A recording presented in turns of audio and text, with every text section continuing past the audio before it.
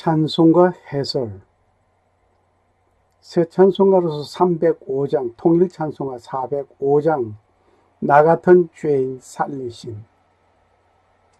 이 찬송은 불신자도 좋아하는 곡입니다. 이 찬송의 작시자는 존 뉴턴입니다. 그는 출생하기로 15년 7월 24일 영국 런던에서 출생하였습니다. 그리고 그는 사망하기를 1807년 12월 21일 사망하였습니다. 나 같은 죄인 살리신. 허물로 죽은 우리를 그리스도와 함께 살리셨고 너의 은혜로 구원을 얻은 것이라. 에베소 2장 5절 말씀입니다. Aún estando nosotros muertos en pecados, nos dio vida juntamente con Cristo. Por gracia sois salvos. Efesios capítulo 2, 5. 이 찬송, 나 같은 죄인 살리신. 주 은혜 놀라와. 나 같은 죄인 살리신 주 은혜 놀라와. 잃었던 생명 찾았고 광명을 얻은 큰 죄악에서 건지신 주 은혜 고마워. 나 처음 그 시간 귀하고 귀하다. 이제껏 내가 산 것도 주님의 은혜라. 또 나를 장차 본향에 인도해 주시리. 거기서 우리 영원히 주님의 은혜로 해처럼 밝게 살면서 주 찬양하리라. 아멘. 이것이 한글 가사입니다마는 이 가사에 깊이 생각해 보면 나 같은 죄인 살리신 주님의 은혜 놀랍다. 이 존 뉴턴이 어떠한 삶을 살다가 이러한 시를 썼는지를 그 생을 들여다보면 정말 은혜롭고 이 찬송이 은혜로운 것을 다시 한번 느끼게 될 것입니다. 죄를 지어도 죄로 보이지 않는 시대에 살아보셨습니까? 이때는 양심이 화인 맞았는지 죄가 죄로 보이지 않는 때입니다. 오히려 그렇게 하는 것이, 죄를 짓는 것이 죄인 줄 모르고 행동하는 그것이 그 사실이 정의로운 것 같이 여겨지던 때이었습니다. 잘못이 잘못으로 여겨지지 않는 삶을 살고 있는 순간을 말을 한다면 인생의 밑바닥 이하의 삶을 살아가는 자들일 것입니다. 이러한 삶을 살아가는 사회, 생활 가운데 한 인생은 하나님의 자비와 사랑과 은혜가 너무 감사하여 감격한 감탄의 삶을 살아가던 한 사람이 있었습니다. 그분 이름은 존 뉴턴이었습니다. 그는 1725년에 태어나서 1807년에 사망한 사람입니다. 그분은 영국 성공의 사제는 설교와 저술은 어느 곳에든지 발견하게 되는 내용이 하나 있습니다. 놀라우신 주님의 은혜였습니다. 어디를 봐도 놀라운 주님의 은혜, 그 내용이 담겨져 있다 말입니다. 존 뉴턴의 생애를 보면 더욱 놀랍고 은혜가 넘칩니다.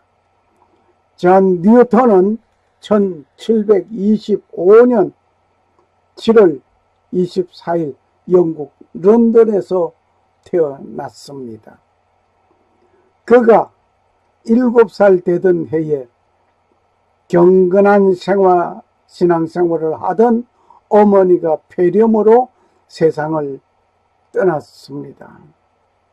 아버지는 지중해 연안을 오가는 상선의 선장이었습니다. 뉴턴의 아버지는 그의 내자를 읽고 난 후에 곧 재혼을 하게 됩니다. 이때 뉴턴은 학교 기숙사로 가게 됩니다. 뉴턴이 11살 되면서 아버지를 따라 배 선원 생활을 하게 됩니다. 배 선원은 바다의 파도와 풍랑같이 성격이 우락부락한 그 틈 속에 함께 생활하는 존 뉴턴이었습니다. 선원들과 함께 성격은 우락부락한 성격으로 변하였습니다. 어디에도 선한 모습은 없어지고 말았습니다.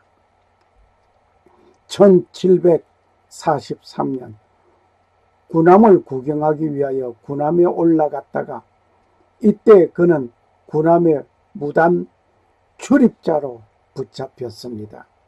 그의 결과 해군에 입대하는 일이 되었습니다.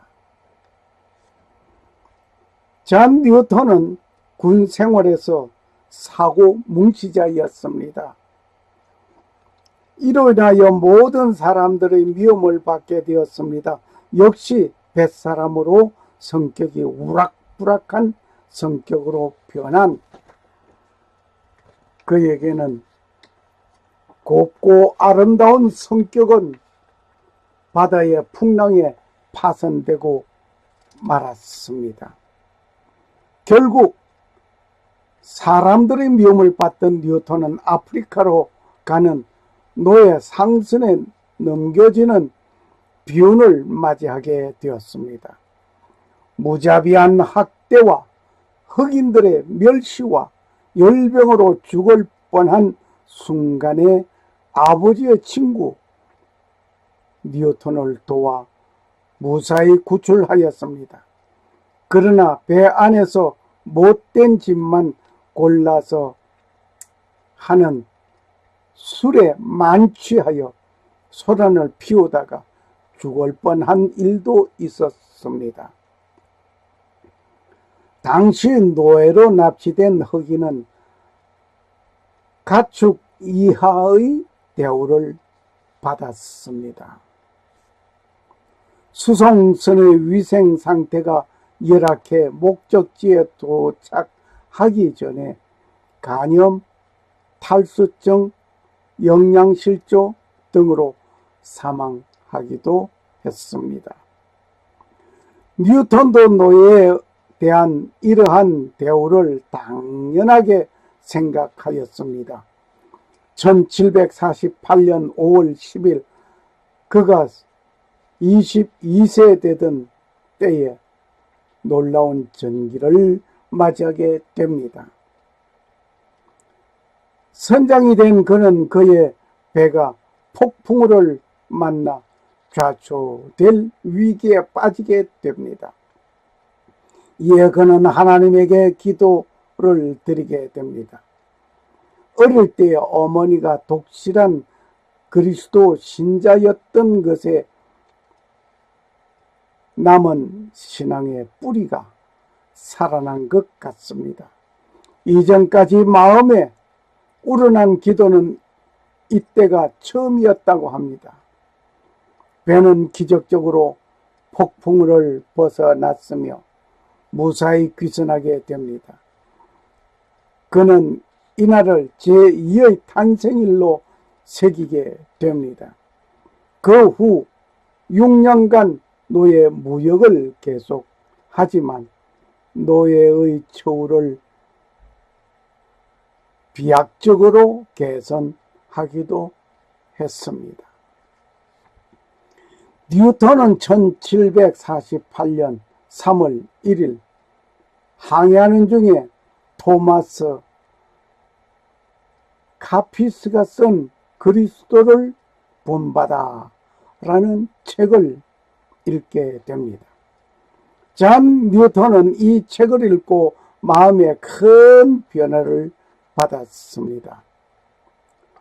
잔 뉴턴에게는 바다의 큰 폭풍이 자신의 심령에 큰 폭풍이 되어 회개의 바다를 이루게 되었습니다.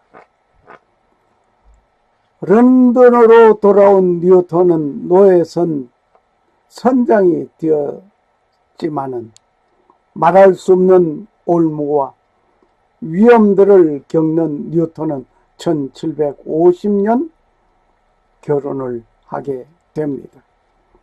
뉴턴의 아내 되는 사람은 뉴턴이 회개하고 새로운 사람이 되기를 위하여 기도하던 사람이었습니다. 예수님의 위대한 사랑과 은혜를 입은 사람이었습니다. 잔 뉴턴은 어린 나이에 험한 삶을 살던 그는 온갖 고생을 하면서 주님을 만나는 한 권의 책을 통하여 이루어진 만남, 그는 인생이 바뀌어졌습니다.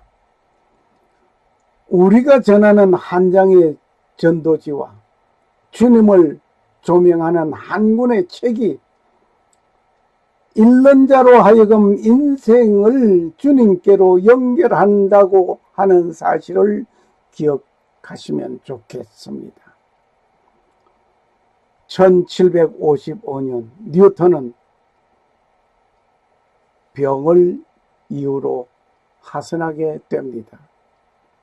그리고 그는 면하게 매진하게 됩니다. 그리고 존 뉴턴은 성공의 사제가 되었습니다.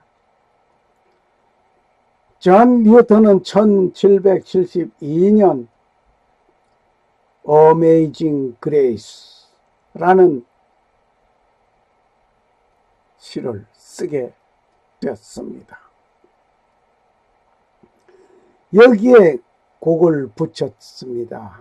다른 사람이 붙인 것이지만 이 곡은 흑인 노예 무역에 관한 것을 깊이 후회하고 그것에 상관없이 사여준 하나님의 은혜에 감사하는 마음을 담고 있는 이 가사입니다. 잔 뉴턴 사제가 작사한 찬송가 몇 곡이 남아 있습니다.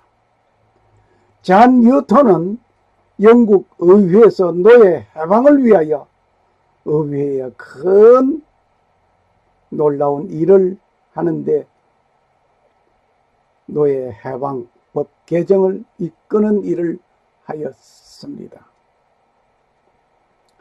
이때 슬로건은 노예 제도는 폐지하는 그 일은 전능하신 하나님이 내 앞에 두신 커다란 목표이다 라는 슬로건을 가지고 시작했던 것입니다.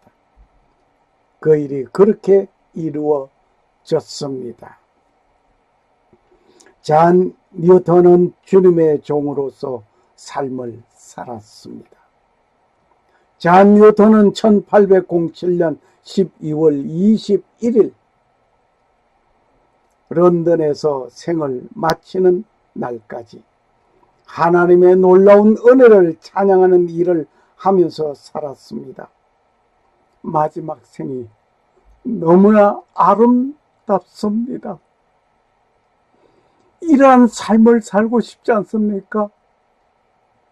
전생의 생활은 어떠했든 그거 다 접어치우고 하나님의 영광을 위해서 살았던 그였습니다. 오늘 우리가 부르는 찬송, 나 같은 죄인 살리심, 이것이 바로 잔 뉴턴의 생애를 그려놓은 것이었습니다. 잔 뉴턴은 다음과 같은 내용으로 시를 쓴 것이 오늘 우리가 부르는 찬송이 된 것입니다. 놀라운 은혜, 놀라운 은혜, 얼마나 감미로운 소리인가. 나 같은 비참한 사람을 구해 주셨네. 한때 길을 잃었으나 지금 인도해 주시고, 한때 장님이었으나 이제 나 보이네. 하나님의 은혜가 내 마음에 두려움을 가르치고, 그리고 이러한 은혜가 공포를 들어주네. 얼마나 존귀한 은혜가 나타난 것일까. 나 처음 믿을 때 많은 위험, 고통과 유혹을 넘어 나 이미 여기에 왔네.